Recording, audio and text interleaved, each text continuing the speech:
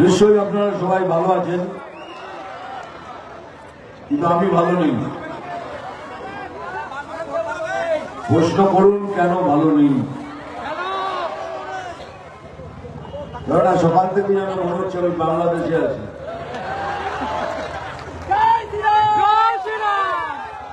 এরকম কি করে হয় বলুন?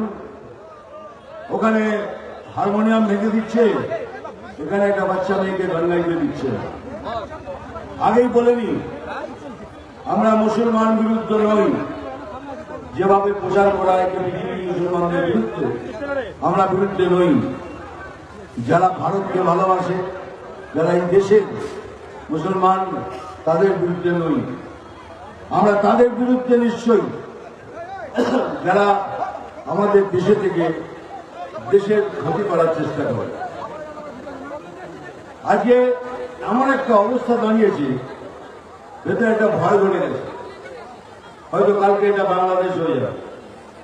কারণ এখানকার সরকার প্রতিবাদ করে না, খালি চেল্লায় আমাদের ডেমোক্রেসি নেই, আমাদের বাকরুদ্ধ করে দেওয়া হচ্ছে। বাকরুদ্ধ আমরা করছি না, আপনারা করছেন।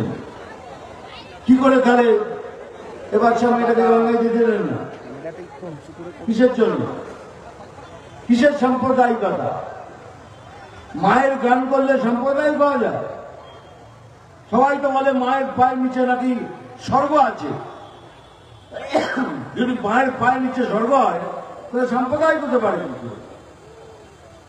কিন্তু কষ্টটা এখানেই নয়। আজ দীপু দাসকে যেভাবে ঝুলিয়ে তাকে জ্বালিয়ে দেওয়া হলো, সেটা দেখতে কি সুন্দর লাগছিল? ওদের লাগছিল, আমাদের লাগেনি। এই জন্য বলছি, এখন সনাতনীরা জেগেছে।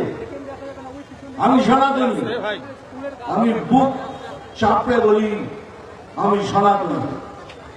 আপনারাও বুক চাপড়ে বলুন যে আমরা সনাতনী।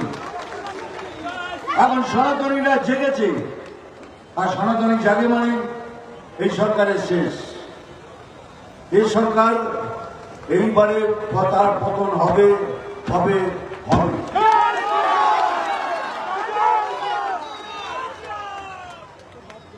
কাশ্মীর ফাইলস আমি একটা বই পড়েছিলাম, তাতে দেখবেন তো পরিষ্কার ভাবে তারা বলেছে কাশ্মীরি পণ্ডিতদের আমরা কাশ্মীরে চাই না।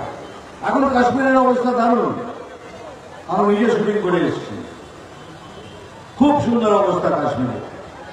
কাশ্মীরের যুবরা বলছে আমরা এই কাশ্মীর চাই, কিন্তু বাংলাদেশ